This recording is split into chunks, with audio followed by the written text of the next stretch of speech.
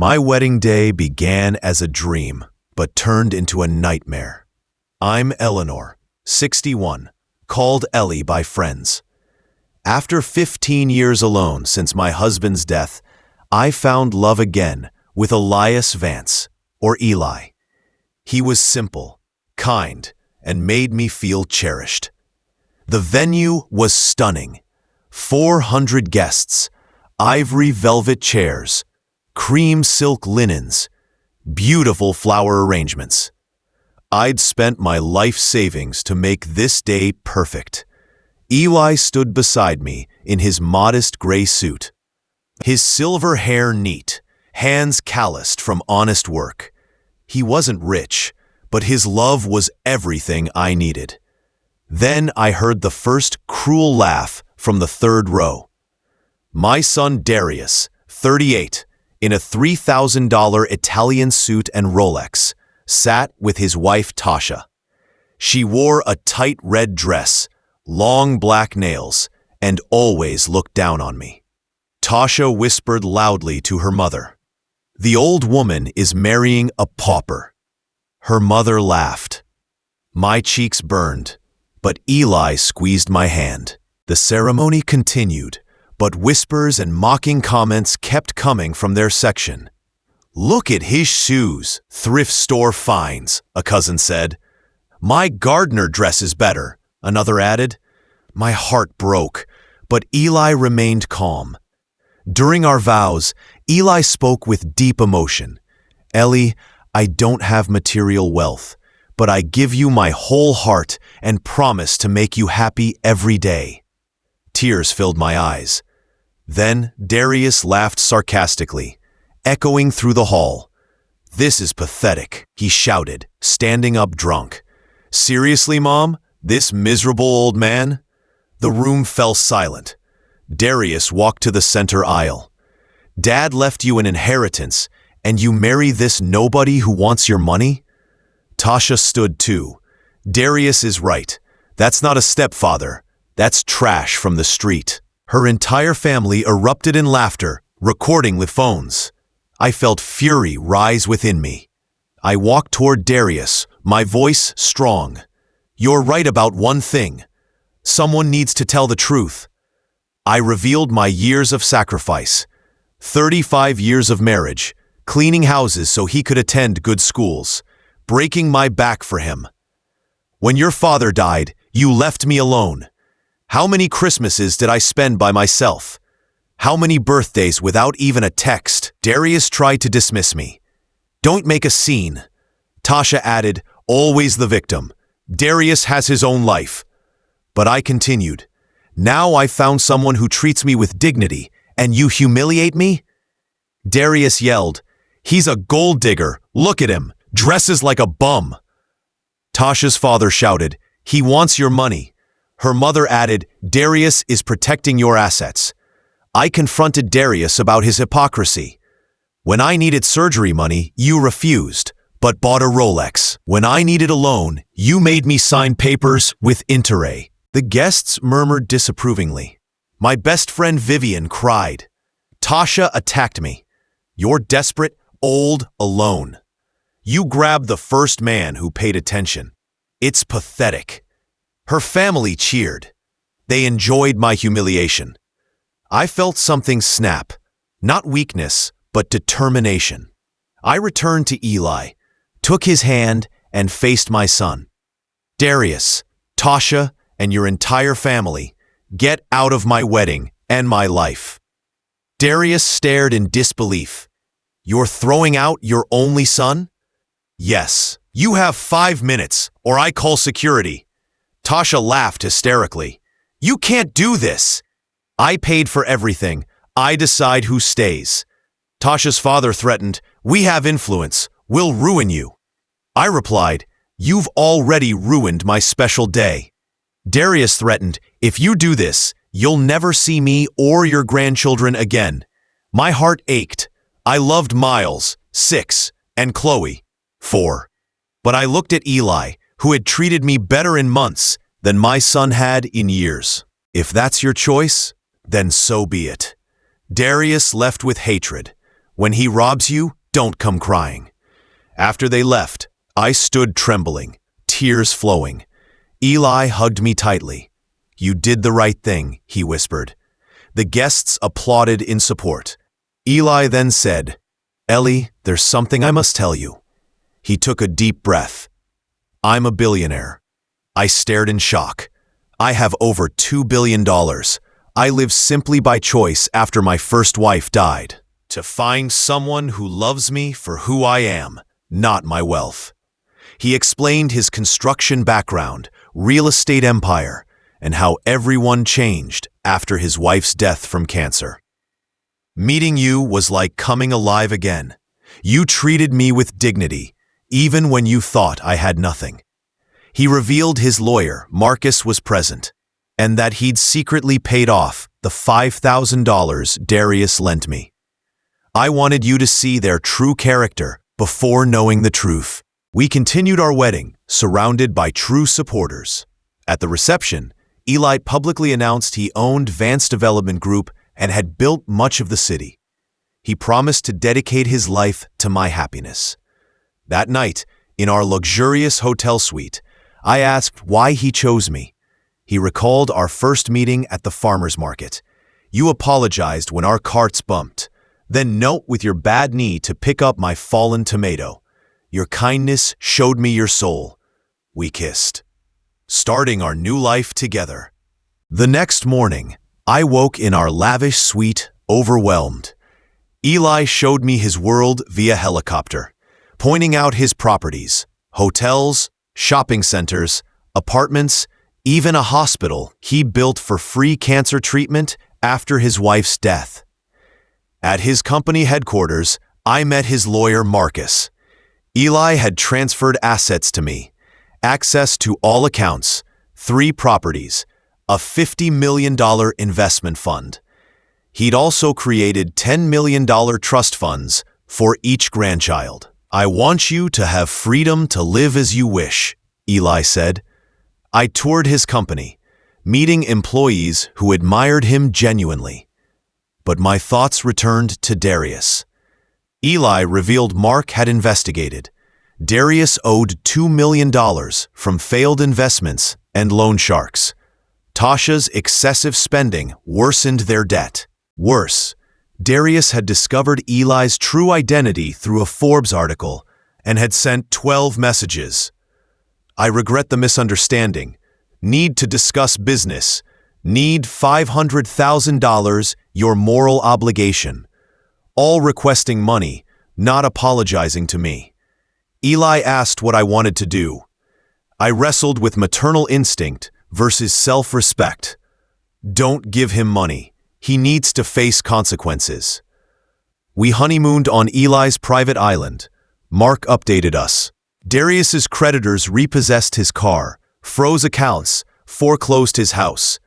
Tasha left him, taking the children, and filed for divorce. Darius tried selling his story to media. Mother Mary billionaire abandoned me. Eli's PR team prevented publication using wedding videos as evidence. I decided to see Darius. I found him in a poor neighborhood apartment, broken, drinking heavily. Mom, you came, he cried. I kept distance. I came to say things, then leave. He begged. I lost everything. Tasha left, took kids. Are you? Then why only message Eli for money? Why try selling our story? He paled. How do you know? I know everything. Your debts, loan sharks, everything. He admitted needing $500,000 by Friday, or dangerous people would hurt him. You came for money, not for me. He wept. I miss my mother, how you cared for me. That boy is gone. You became a man who values money over people. He promised to change. Give me one more chance. How many chances have I given? How many loans not repaid? How many canceled plans? He had no answer.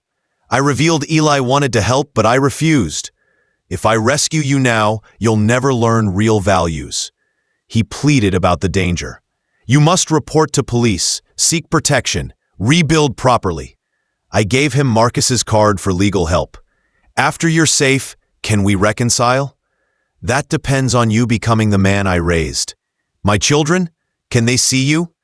I'll speak with Tasha, but respect her decision. Before leaving, he asked, will you ever forgive me? I don't know, but I want to believe my son is still there. Prove it.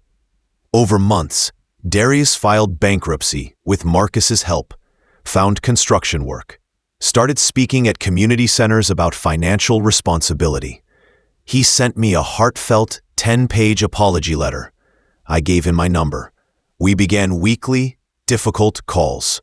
He repaid the $5,000 Eli had covered, working overtime for months. I texted, I'm proud of you. He responded, that means more than any money. 6 months later, Vivian called, turn on Channel 7. Darius was on news, speaking at a community center. He shared his story openly. I lost everything due to pride and materialism. My mother let me fall, her greatest act of love.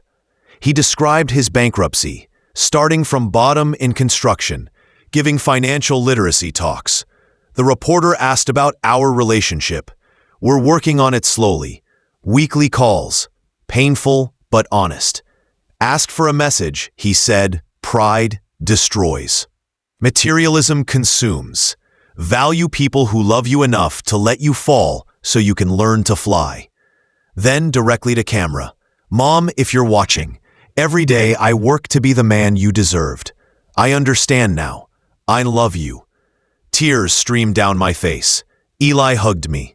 Soon after, Darius and I met at a coffee shop. Awkward, but slowly improving. I asked about seeing the children. His eyes lit up. You do that? They're my grandchildren. I never stopped loving them. The reunion with Miles and Chloe was emotional. Eli was wonderful with them, teaching them to swim, telling stories. One day, watching them play, Darius said, thank you for not giving up on me. Parents never give up, but sometimes must let children fall to learn to fly. Eli and I established the Letitia Foundation, helping elderly women abandoned by families, inspired by my experience. On our first anniversary, we renewed vows privately with true loved ones. Darius attended with the children. During vows, Eli said, a year ago, I promised eternal love without you knowing me. Today, I promise again, now you know everything. Afterward, Darius approached Eli. Mr. Vance, I never properly apologized. You're a good man, and my mother is lucky. Eli extended his hand. The past is past. What matters is the man you are today. That night, reflecting in Eli's arms, I realized my life changed completely a year ago. I wouldn't change anything, I told him. It led me where I needed to be, showed me my strength, and brought me to you. Eli kissed my forehead. You're the strongest woman I know. No, I corrected gently. I'm a woman who learned strength when she had no choice. That makes all the difference. Darius continued his transformation, maintaining a modest life. Co-parenting with Tasha through therapy. My grandchildren grew up knowing both families, learning that wealth is about character, not money. Eli's businesses thrived, but we lived comfortably, not lavishly, focusing on philanthropic work. The Letitia Foundation expanded, helping hundreds of women. Sometimes I still feel pain about the past, but I've found peace. Family isn't just blood. It's people who treat you with love and respect. I gained a husband who cherishes me and gradually rebuilt a relationship with a son who finally learned what truly matters. The wedding day humiliation that felt world-ending became the catalyst for a new beginning. One where I finally prioritized my own happiness and found more love and fulfillment than I ever imagined possible at 61. The seasons changed, and with them, so did our lives. Eli and I settled into a rhythm that felt both extraordinary and beautifully ordinary. The shock of his wealth had faded into a quiet understanding that love, not money, was the foundation of our marriage. Yet the practicalities of his fortune brought changes I was still learning to navigate. One crisp autumn morning, I found myself in what had become my favorite room in our home, a sunlit library with floor-to-ceiling bookshelves that Eli had filled with every classic novel I'd ever mentioned loving. I was reviewing proposals for the Letitia Foundation when the house phone rang. Our butler, James, a kind man in his 50s, whom I'd initially protested hiring, but now couldn't imagine living without, announced, "Mrs. Vance, it's your son on line 2. My breath caught. Darius and I had maintained our weekly calls for 8 months now, but he always called my personal cell phone on Thursday evenings. A mid-morning call was unusual.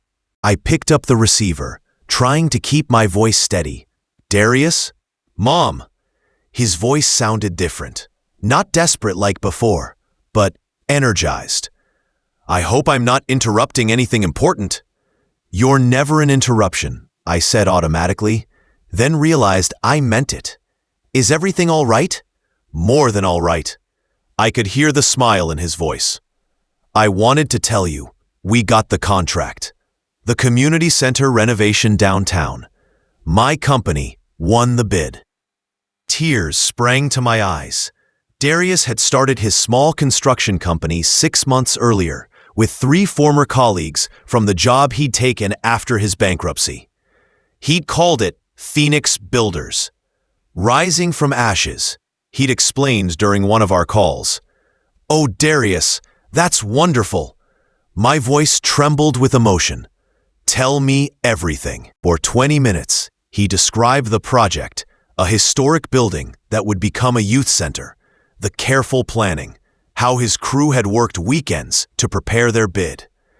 "The best part," he said, his voice dropping slightly, "is that we're doing it at cost. Just covering expenses and fair wages. The city's budget is tight, and these kids need the space."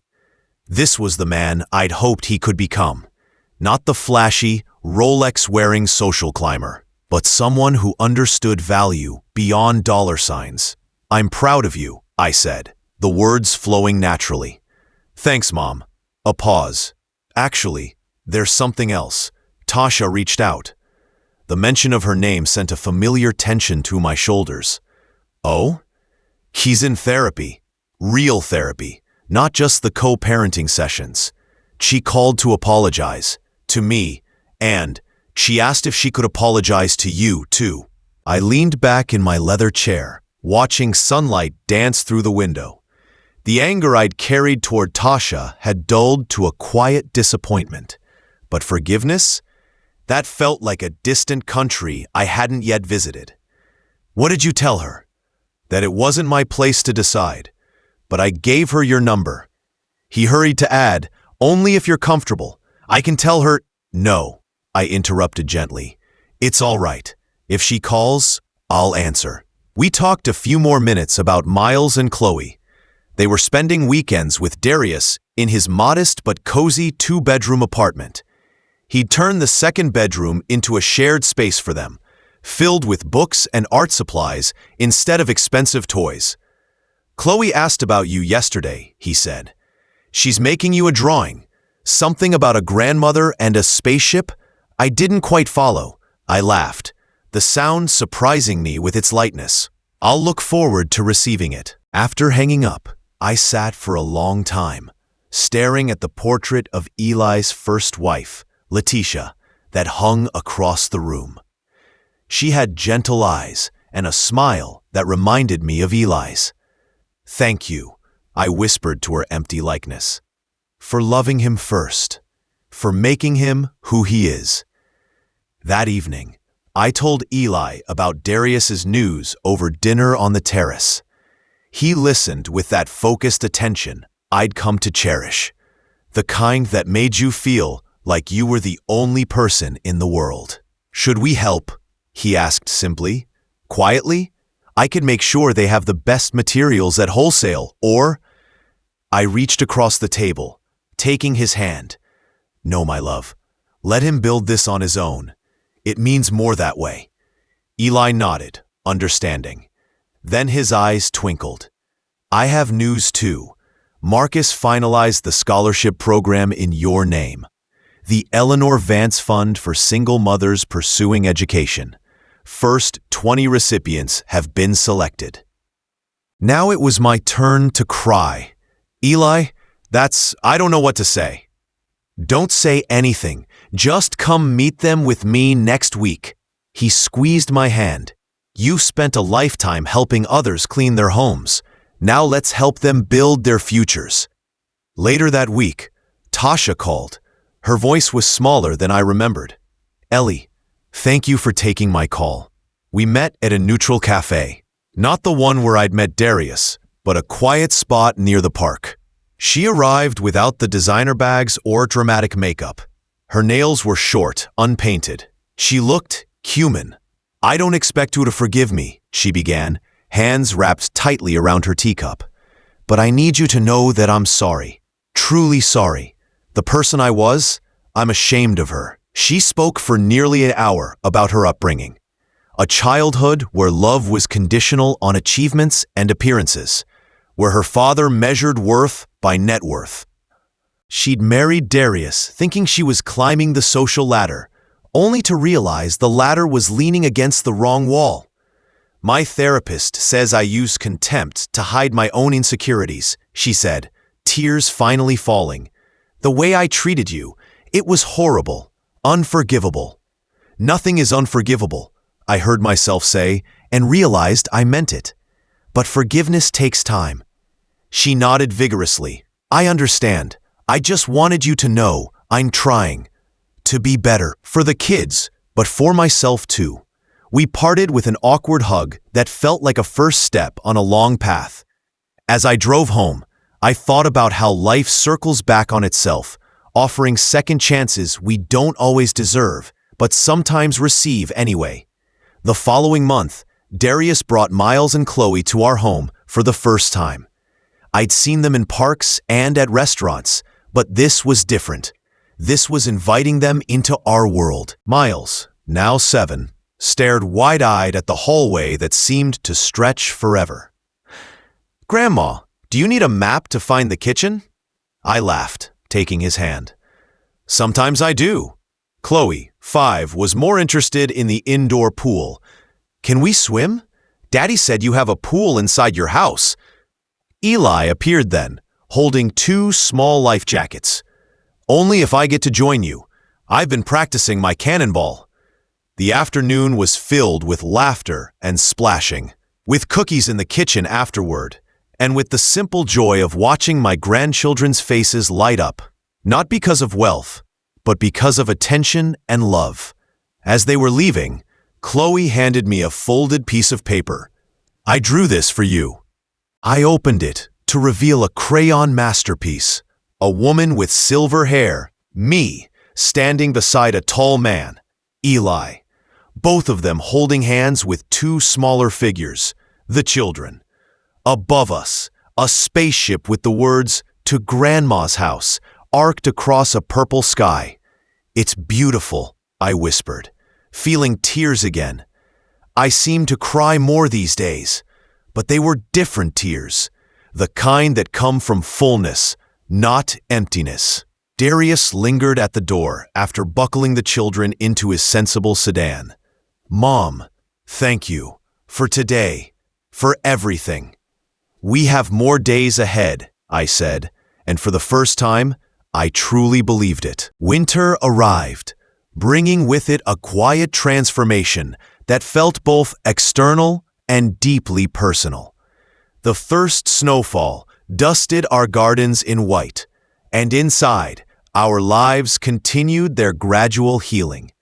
One December evening, as Eli and I decorated our first Christmas tree together, a real fir that filled the room with its earthy scent, Marcus called with unexpected news. Ellie, you might want to sit down, Eli said after hanging up, his expression unreadable. My mind immediately went to Darius. What's wrong?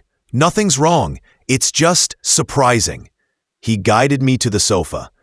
Remember how I told you I paid off Darius's $5,000 debt to you anonymously? I nodded, the memory still carrying a sting. Well, Marcus just received a cashier's check from Darius for $5,000 made out to you. I stared at him.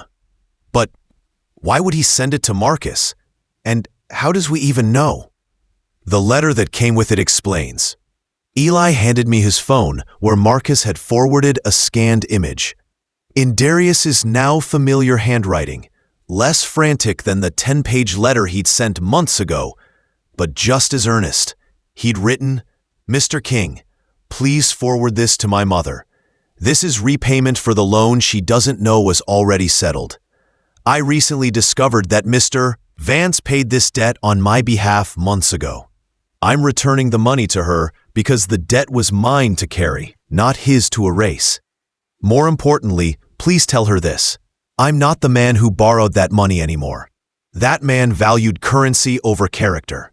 The man I'm becoming understands that some debts aren't financial, and those take longer to repay. Respectfully, Darius." I read it twice, 3 times, the words blurring through tears. He found out? How? Eli looked sheepish. I might have let it slip, indirectly. One of my business partners mentioned it at a meeting Darius was attending for his community center project. I didn't plan it, but when the opportunity arose, you wanted to see what he'd do, I finished, understanding dawning.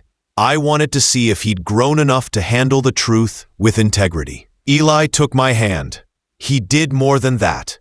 He returned money he desperately could have used for his business. The check arrived the next day, along with a separate envelope addressed to me in Darius's hand. Inside was a simple card with a photo of Miles and Chloe building a snowman, their smiles genuine and unposed. On the back, Darius had written, "The only inheritance that matters." That Christmas, we did something unprecedented. We hosted a blended, messy, imperfect family gathering. Darius came, alone. Tasha was with her parents, but they'd agreed to share the holidays reasonably. Vivian and her husband joined us, along with a few of Eli's closest colleagues who had become friends. The dining table stretched to accommodate everyone, but instead of the formal china, we used the mismatched plates I'd collected from thrift stores in my earlier life, a habit Eli found charming. The centerpiece wasn't towering flowers, but the children's crafts. Pinecone ornaments, painted handprint wreaths, and Chloe's now famous spaceship drawing framed beside Letitia's portrait. Halfway through dinner, Miles tugged at my sleeve. "Grandma, is it true you used to clean houses?" The table went quiet. Darius stiffened, but I patted his arm reassuringly. "It's true," I said cheerfully.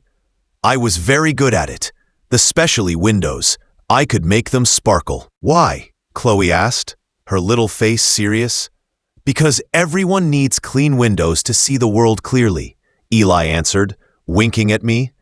"And your grandmother has always helped people see things more clearly." Later, as we exchanged gifts, Darius handed me a small, carefully wrapped box. Inside wasn't jewelry or anything expensive, but a framed certificate. Phoenix Builders, Certificate of Ownership. Below it read, 5% share gifted to Eleanor Vance, whose strength rebuilt what fire destroyed. "I want you to be part of this," he said, his voice thick. "Not for money. The company barely breaks even. But for partnership." I hugged him tighter than I had in years. It's the most valuable gift I've ever received. The evening wound down with carols by the fireplace, Chloe falling asleep in my lap, Miles debating with Eli about whether reindeer could actually fly.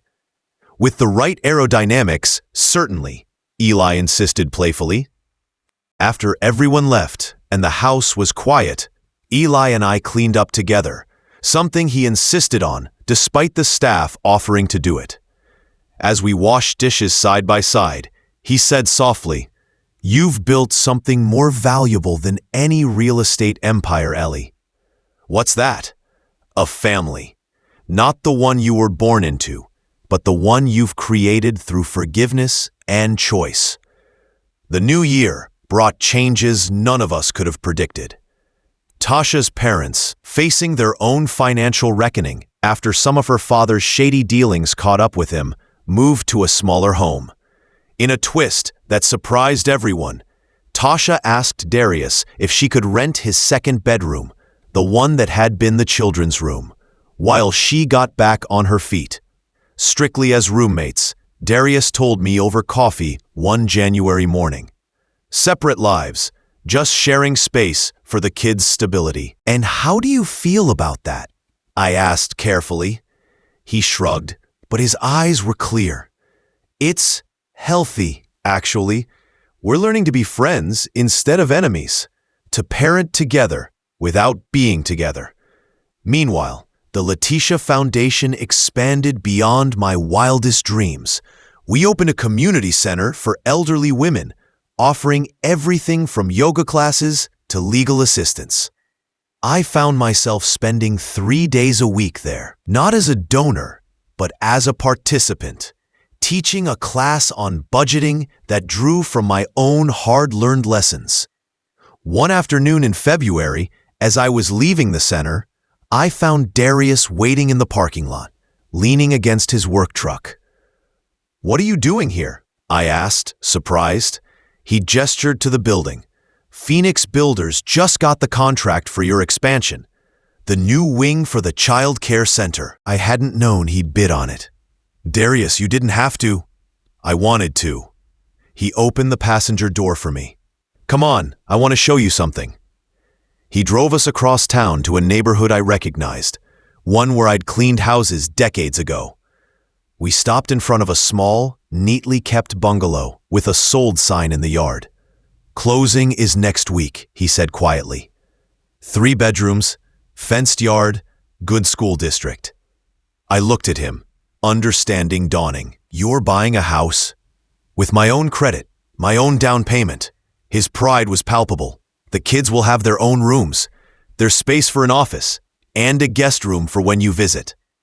I was crying again. These happy tears were becoming a habit. "Can we go inside?" The current owner, an elderly woman moving to be near her daughter, let us tour the empty rooms. Darius showed me where he planned to build bookshelves, how the kitchen had good bones he could improve gradually. The backyard, where he'd already imagined a swing set. "Mom," he said as we stood in what would be the living room, "I need to ask you something." "Anything." He took a deep breath. "Would you give me something of Dad's? Not anything valuable, just something he owned. Something I can have in this house, so the kids know where they come from." I thought of the few boxes in our attic that held remnants of my first marriage. Not the expensive things Darius had sold during his financial crisis, but the small, personal items. My husband's favorite coffee mug, the book of poetry he'd read to me when we were courting, the handkerchief he always carried. "I have just the thing," I whispered. "A toolbox, your father's." He built our first kitchen table with those tools. Darius's eyes shone. "That's perfect." Spring arrived, and with it, the anniversary of our infamous wedding. Eli asked quietly one morning, "How would you like to mark the day?" I thought for a long moment. "I'd like to have dinner, just us, at home." That evening, instead of an extravagant celebration, we cooked together a simple pasta dish I'd made 100 times in my old kitchen. We ate on the terrace as the sun set, holding hands across the table. "You know," Eli said thoughtfully, "that day was the worst and best day of my life. Worst because I saw you hurt. Best because I saw your strength." "I wouldn't change it," I said, meaning it completely, not any part. As darkness fell, he led me inside to the library, where a small box wrapped in simple paper sat on my reading chair. "I have something for you." Inside was a key and a deed, not to a mansion or island, but to a small cottage on the lake where we'd had our first picnic date. The deed was in both our names. "It's ours," he said. "No staff, no helicopter pad, just a porch, a kitchen, and a lot of quiet. A place where we can just be Ellie and Eli." It was, I realized, the perfect gift. Not an addition to our empire, but a subtraction to what truly mattered. The following week, as I packed a bag for our first weekend at the cottage, my phone rang. It was Tasha. "Ellie," she said, and I could hear the smile in her voice. "I have news." She'd been accepted to nursing school, starting in the fall. "I want to help people," she said. "The way you've helped me, by seeing who I could be instead of who I was." We talked for an hour, planning how she'd manage school with the children, how Darius would adjust his schedule. It felt normal, like the kind of conversation families have. That Sunday, as Eli and I sat on the cottage porch watching the lake ripple in the morning light, I realized something profound. My story hadn't ended with a dramatic revelation or a sudden wealth. It had simply continued into something richer and deeper than I'd imagined possible. The humiliation that once felt world-ending had become the foundation for something stronger. The son I thought I'd lost was finding his way back, changed but still mine. The grandchildren I feared I'd never see again were sleeping in the cottage's loft above us, having insisted on joining our adventure.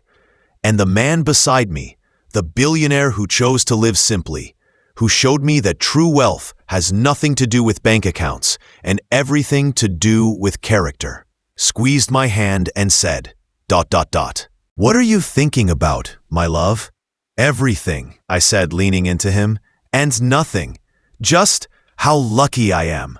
The sun rose higher, painting the sky in colors that no billionaire could buy, in moments no fortune could guarantee, in a peace that came not from what we had, but from who we'd chosen to become. Time moved forward with a gentle consistency, like the turning of pages in a well-loved book.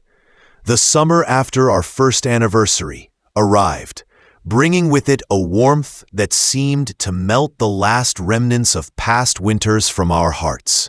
One July afternoon, I found myself at Darius's new home, the bungalow he'd purchased with his own hard-earned money. He was in the backyard, building a treehouse with Miles. Sawdust covered his shirt, and sweat glistened on his forehead. But his smile was brighter than I'd seen in years. "Grandma!" Miles shouted, scrambling down the ladder. "Dad's teaching me to use a hammer. Look!" He proudly showed me a slightly crooked but sturdy plank he'd nailed himself. Darius climbed down more slowly, wiping his hands on his jeans. "He's a natural, better than I was at his age." We sat at the patio table with lemonade, the sounds of birds and distant lawnmowers creating a peaceful soundtrack. Darius hesitated before speaking. "Mom, I've been thinking about the wedding. Your wedding." My breath caught slightly. We hadn't spoken directly about that day in months. "I want to apologize again, properly, not in a letter or over the phone." He looked at his hands, callous now from honest work rather than expensive hobbies. I don't even recognize that man anymore. The one who stood up and said those things. "You don't need to," I started, but he shook his head.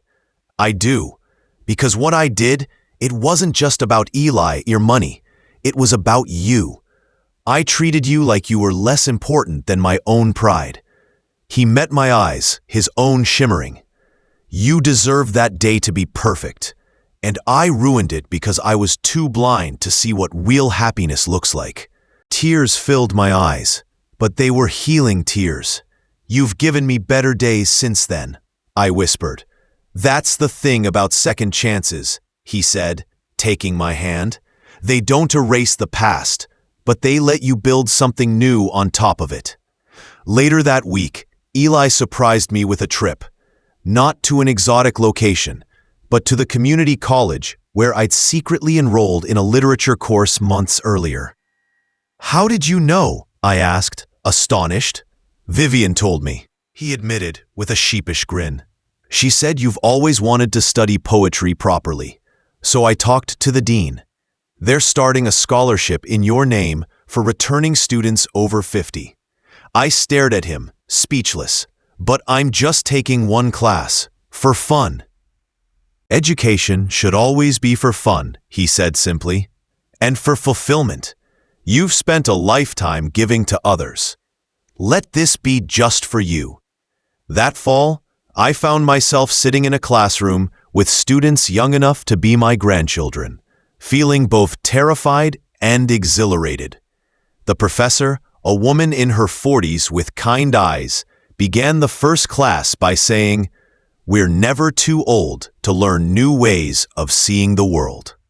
I thought of Eli learning to fly helicopters at 40, Darius learning carpentry at 38, Tasha learning nursing at 35, myself learning about sonnets at 62. Growth, it seemed, had no expiration date. Meanwhile, the Letitia Foundation continued to expand in beautiful, unexpected ways.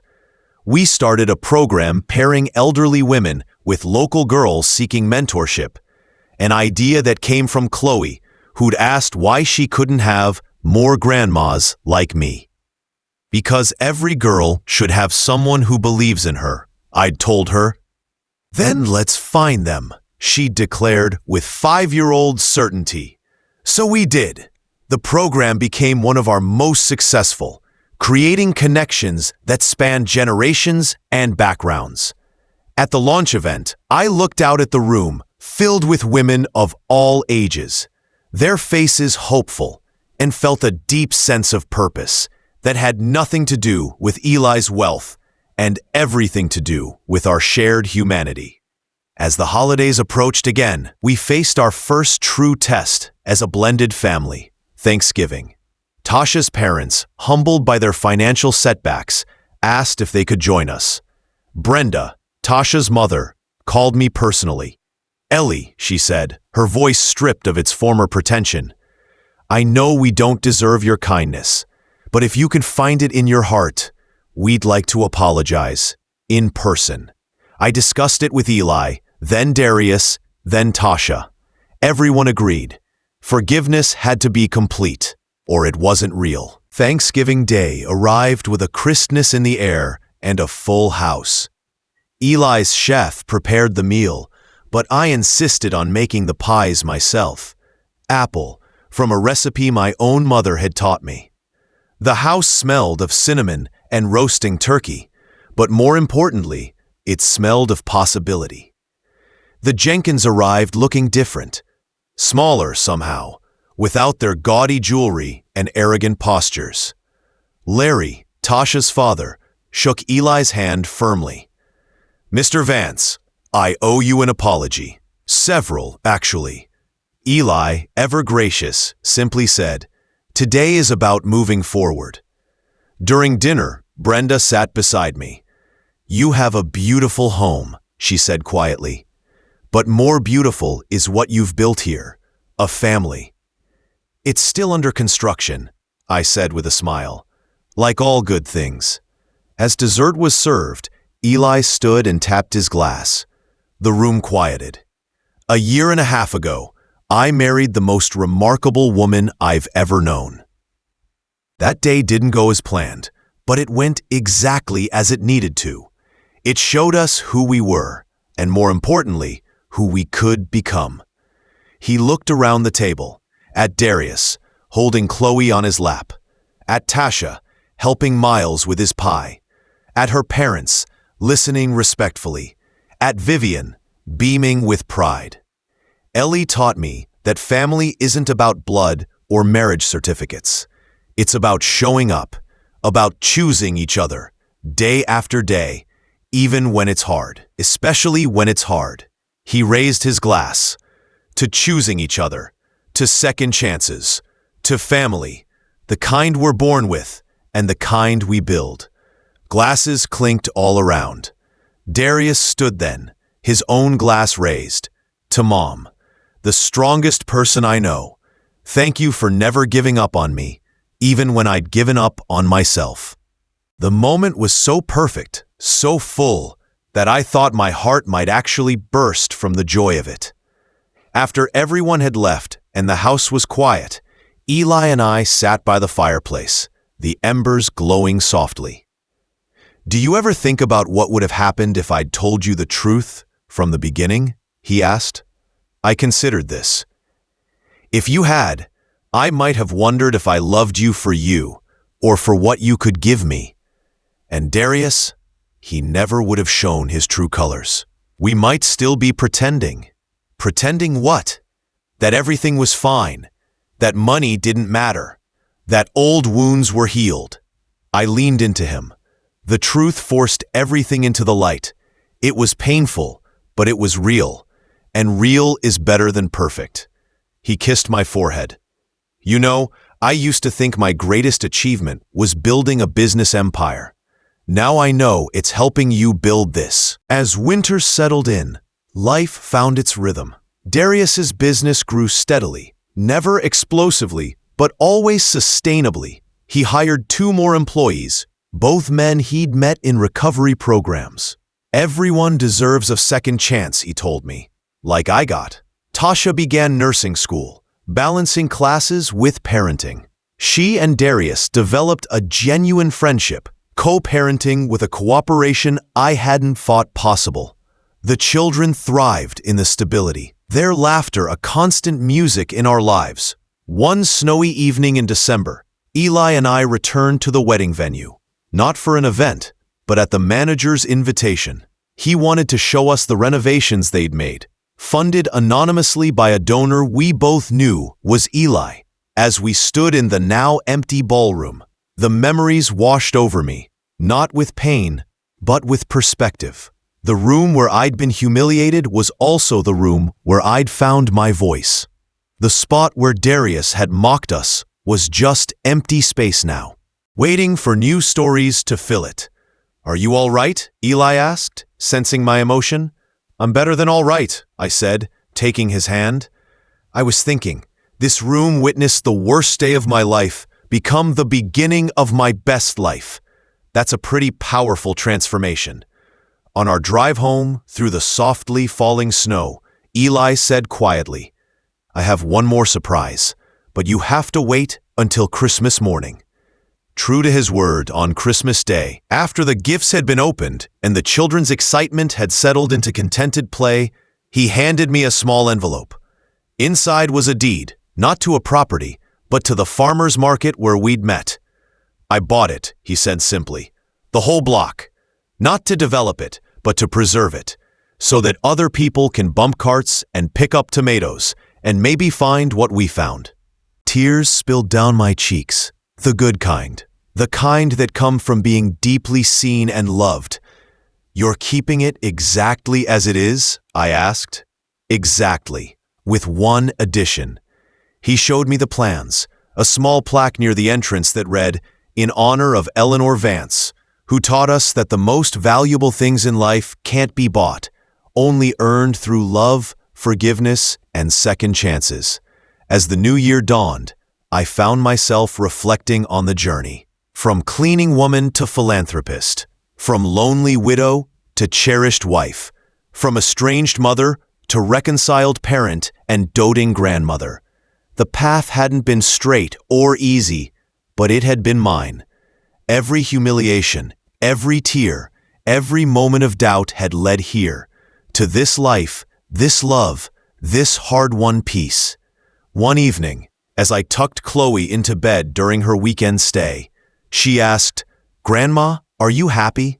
I looked at her innocent face, at the room filled with books and art rather than expensive toys, at the family photos on the walls that told our complicated, beautiful story. "Yes, sweetheart," I whispered, kissing her forehead. "I'm happier than I ever dreamed possible." "And you and Grandpa Eli are rich, right?" I smiled, thinking of all the ways one could measure wealth. "We have everything that matters," I said, "and that makes us the richest people in the world." As I turned off her light and walked down the hallway, I heard Eli's voice from the library, reading to Miles. I paused in the doorway, watching them. My husband, my grandson, the two generations connected by love and choice rather than blood. Miles looked up and saw me. "Grandma, come listen! Grandpa's reading about dragons." I joined them on the sofa, Eli making room for me, his arm naturally finding its place around my shoulders. As he continued reading, his voice a steady, comforting rhythm, I realized something. My story hadn't ended with a dramatic revelation or a sudden inheritance. It had continued into something richer, deeper, and more meaningful than any fairy tale. The billionaire's secret had been revealed. The sun had returned. The wounds had healed. Not perfectly, but sufficiently.